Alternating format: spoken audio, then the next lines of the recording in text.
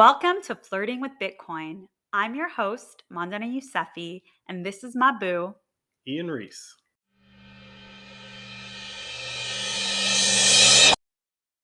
Hey Ian. Hey, babe. How's it going? It's going good. How do you feel about where I am in my Bitcoin journey? You're at a good spot where you can have informative conversations with people, which is a desirable state. You're not intimidated to talk about it. You're doing this podcast, right? I was going to say I'm not. And I feel intimidated. You're interacting with people on social media about Bitcoin. Fake it to make it, baby. That's how I live my life. But you're not faking it. And the beauty of Bitcoin, you're going to hear me say this a lot. But the beauty of Bitcoin, it is a set of truths. New Bitcoin is created every 10 minutes. That is a truth. That's never going to change. That's not subject to change. Every 4 years, the amount of that Bitcoin gets cut in half. That is another truth. There's only going to be 21 million of me. And makes me want you even more. When you have this set of objectionable truths, it gives people 1 foot grounded in reality. I made this analogy the other day where it's like before Bitcoin, we were all drunk and we passed out in the bed, and when you get the spins, you got to put 1 foot on the floor to like help the room stop spinning. Bitcoin is putting that foot on the floor. So right now there's a lot of people out there that are still drunk and they haven't even gotten the spins yet. You and me over the past 5 years, we've come out of that. We have 1 foot on the floor. Eventually you sober up. Bitcoin, the beauty. That's a really great analogy, and it kind of does feel like I'm sobering up. Yeah. I think that's part of what a lot of us have to go through learning about Bitcoin, is acknowledging that we were very dismissive of it for a very long time. And I think owning that and recognizing that is really it's really important, because there's so many things that have been taught to us that aren't true. A decent amount. Yeah, or we don't know the full story. And with Bitcoin, you know the full story, but it's an active experience. So it's something that you have to consciously decide to do. But sobering is a great word for it. And not to get too deep about it, but I think there are a lot of us who are punishing ourselves because we haven't gotten into it yet, that we're not going to let ourselves get into it. That's the complete wrong way to approach this, though. Absolutely. It's like, just, say, okay, it's time for me to learn it. Let's do it. One of the other things Bitcoin teaches you is humility. Like, you have to humble yourself and say, I don't know how things work. And maybe there's something I'm missing. And maybe I need to turn off Netflix for a couple nights and just read a book. And eventually, I believe everyone will have to do that, or at least enough people will do that where everyone else is just dragged along with it. But I think right now, there's a lot of people who have built their lives up in a way that they were told they were supposed to do, and they've done it very successfully. And now they're basically being told by the Bitcoiners that that's all going to come crashing down unless you do it differently. And I don't blame anyone for just face value rejecting that. But it's a very uncomfortable reality. And if you are dealing with a lot of other things, like a pandemic, you just don't care. And again, I go back to the psychological or spiritual aspect of you're actively punishing yourself in those moments where you're saying, even if I'm slightly curious about this, or even if I'm getting more and more curious, even if I'm at the point of frustration that I don't understand this, I'm not going to figure it out. Yeah. And so I think the title of this podcast, Flirting with Bitcoin, great name, babe, right? It's a great description, because it's like dating. You go out and you interact with a bunch of people. And you invest a lot in dating, right? Some more than others, but yeah. Some more than others. Everyone's paying for food. Everyone's paying for drinks, Ubers, whatever. It costs a lot to date, but you give it a shot because it might be amazing. And I think that's how everyone should be approaching Bitcoin right now. Bitcoin is like this weird IQ test. People who think that they're intelligent and think they know how things work, Bitcoin presents them with a very easy quiz. Yes or no questions, or true or false questions. Is this system more stable than the current system? If you say no, you get sorted to the left.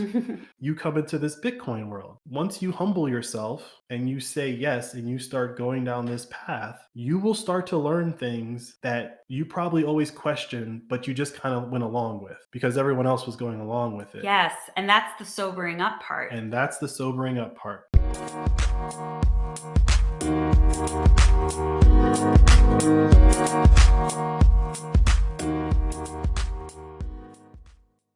There are a lot of things that have been happening recently that make Bitcoin very real. There are headlines in the news, like things like El Salvador has adopted Bitcoin as the national currency, that no matter what tells me that Bitcoin is here and it's a real thing today. Hmm. I think a lot of other people are seeing headlines like that. And that's probably why there was so much interest in our podcast. I think that's why we were so surprised.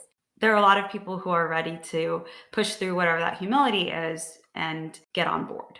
Humans are pattern recognition machines. Right now, Bitcoin is above $40,000. And probably the last time that people paid attention to it, it was at $20,000. Even though it went from 20 to 3 to 69 and now it's at 40, they still remember when all the hoopla was at 20. A rational person goes, wait, I thought they told me this thing was like worth nothing and it's worth Right. twice as It's much as fake internet money. and it's worth twice as much as the last time I like poked my head out of the sand. I don't think it's more than that. I just think that people are like, wait, I thought this was worth nothing and Yeah. it's worth twice as much as the Yeah. last Are you time. lying to me? Yeah. Exactly. Yeah. So the fact that there's this like pre-programmed in appreciation, the amount might vary, but the appreciation is kind of programmed in on a long enough timeline, everyone's going to have that moment of clarity where they're like, wait, I remember when this was, doesn't matter what the number is, it'll be higher. And they'll be like, why? I thought this was nothing. Oh, it's $1 million of Bitcoin now? Oh, I guess I'm too late. And then 4 years later, it's $2 million of Bitcoin. I should have bought it when it was a million, right? Yeah. Yeah. That's happening to everyone. Everyone has that moment. I wish I had bought more when it crashed to 3,000. I wish I had bought more when it was $10 and I was like, this is a scam. And here we are, right? Yeah. Like everyone has, they wish they bought. Has the Bitcoiners have this phrase where you get Bitcoin at the price you deserve. Damn. That's oh, that hurts. Right. But right? You got people paying $250,000 for degrees. Jeez. When Bitcoin hits $250,000, you're telling me my degree is worth one Bitcoin? Mm-hmm. I remember when one Bitcoin was $1. It's like, well, maybe your degree was worth $1. That's what it's doing. All the things that we've put money into, people are remeasuring against this new thing. That's really powerful. Whether you're putting your foot on the ground or everyone eventually puts their foot on the ground and then you're the weirdo that's still stumbling around drunk, right? There's going to be those people that don't know when the party's over, but the more people that sober up because of Bitcoin, the more obvious those drunk people will be. What were some of the major moments of sobriety within this Bitcoin movement? Like what was happening when all of a sudden there was like a surge in Bitcoiners? So usually, I mean, if you just want to talk about like new people coming to the space, the way that that gets measured is by the number of unique addresses on the Bitcoin blockchain. So when Satoshi Nakamoto first created this, there was only one address. Mm-hmm. And then he had to convince someone else to make a wallet, like to make an address so he could send them Bitcoin, right? Mm-hmm. Now there's two addresses. Wow. And so the number of addresses in the database that is the Bitcoin blockchain, the number of addresses grows. So we use that as a proxy for the number of people on the network. When you match that up to like price movement, new people tend to come in spikes in the price. So when it ran up to $20,000 a couple years ago, 4 years ago, a lot of people came into the space and then it immediately crashed to 3,000. Well, they came in as all of the, if you want to say, momentum was gone. FOMOing, right? Like fear of missing out. It's not necessarily a Bitcoin term. It's an everyday term. Everyone knows yeah, FOMO. yeah. But so you get these people that come in at these price spikes and they're FOMOing, but they're buying the like last gas. They're buying like the vapors of that climb from $1,000 to $20,000. And it was much cheaper back then. So it's always going to be much cheaper back then. It'll appreciate at a certain rate naturally, but when certain events happen in the world, it makes more people pay attention, more people get it. You see more people come into the space, they want to buy, there's a finite amount of supply. And like when, someone really wealthy buys a bunch of Bitcoin. Yeah, so this year it was Elon Musk. Not necessarily him, but Tesla, but he directed Tesla to buy Bitcoin. So they bought, I want to say $1.5 billion worth of Bitcoin, right? Like Tesla has a checking account. $1.5 billion. Billion with a B. But Elon gave some interviews where he basically said Tesla has a bunch of cash sitting overseas in the European banking system. And right now in the European banking system, it's basically negative interest rates. You're losing money, explicitly losing money if you're holding it a bank account. So would I keep holding it in a bank account that's going to explicitly lose money, or take a gamble on this other thing that programmatically says, well, at least you won't lose money? So I forget the price point, but I want to say they bought $1.5 billion of Bitcoin for like, it was like $25,000 to $35,000 of Bitcoin. That sets the new floor for. Look at you with your setting the floor. Oh yeah, Ian taught me about stocks, so I know things. So yeah, so when Tesla bought $1.5 billion worth of Bitcoin at a certain price, you can assume two things. Number one, they're not going to sell that Bitcoin if they don't have to. And if they do have to, they're not going to sell it for less than they paid for it unless, they're in like super dire straits. Because they acquired so much of it, you end up with this large chunk of Bitcoin that was acquired at that price. When Tesla did that, it basically went from, let's just say, $20,000 to $69,000 in 5 months. Wow. So this will stabilize again. It will. It already has, because here we are sitting at 40. 40, got it. Right? Okay. Tesla buys, they suck up a bunch of supply. That's going to cause the price to appreciate a little bit. Then people see the news.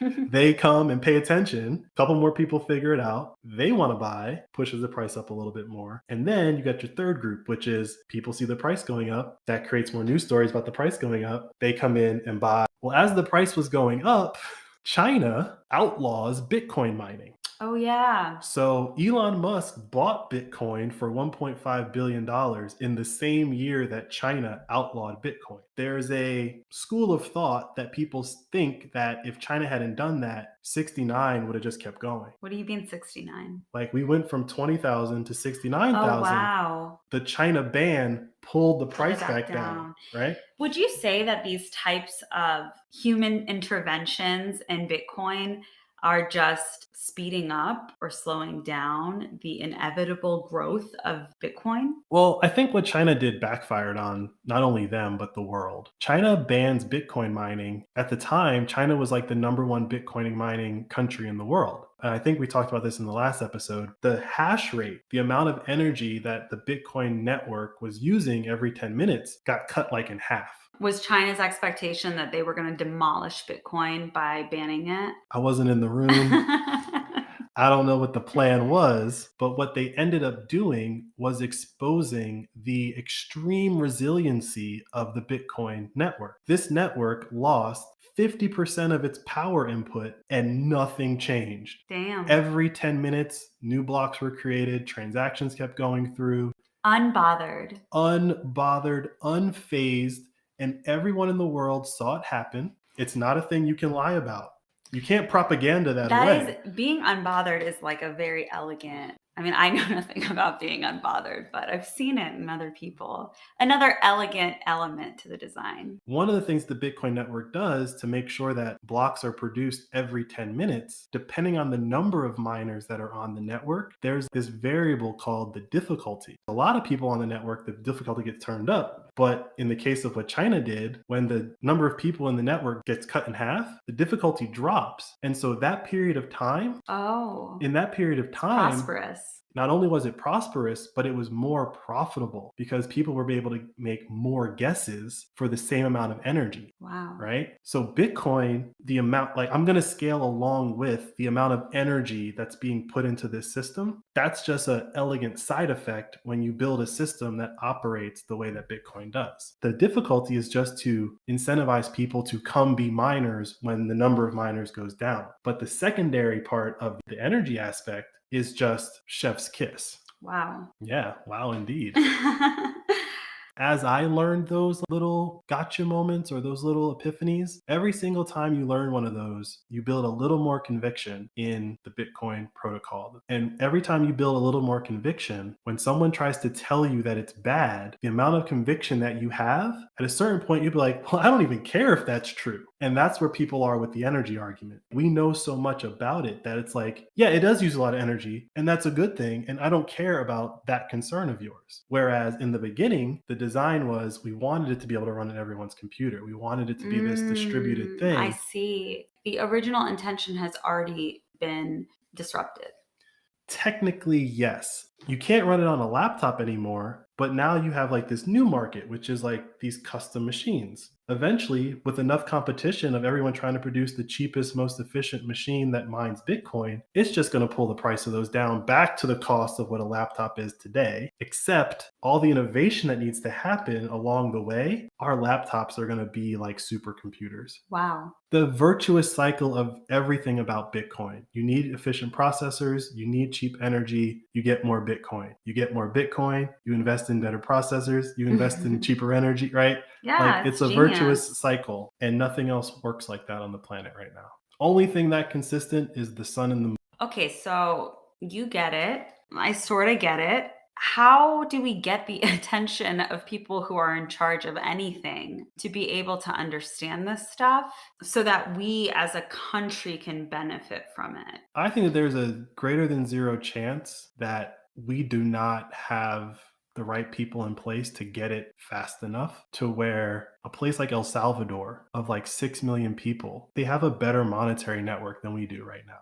And they got it for free because Bitcoin is free. We won't even have that honest conversation. This is actually one of my main concerns for Bitcoin as a whole. It's an IQ test on an individual level, but it's also an IQ test on like how smart is your leadership. And right now, some of the smartest leadership in the world is coming out of countries that we have been told are backwards and don't go there. And that's just odd and obvious. And once you learn Bitcoin and then go look at the countries that are actually interested in doing things in Bitcoin, it doesn't add up, but it does.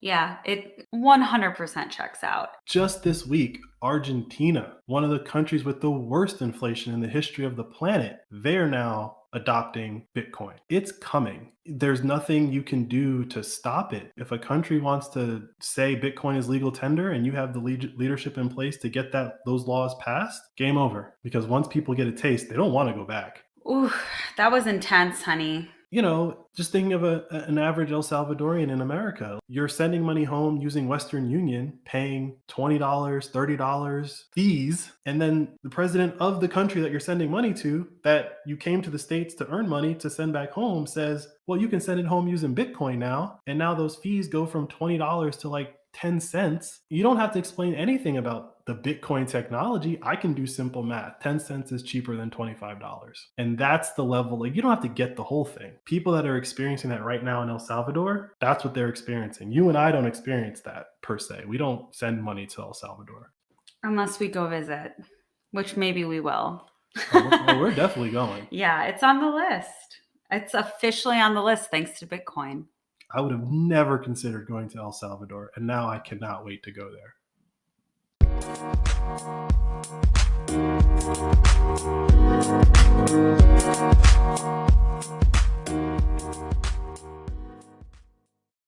You know, it's starting to feel like a situation where someone's been pursuing me for a hot minute. I just wasn't interested, was pretty dismissive about it. Then I see other people interested in them, catches my eye, and now I'm seeing that, yo, maybe they're a catch. I just know I'm not the only one that feels this way. Can't wait for the next episode so I can keep learning what a world with Bitcoin could look like.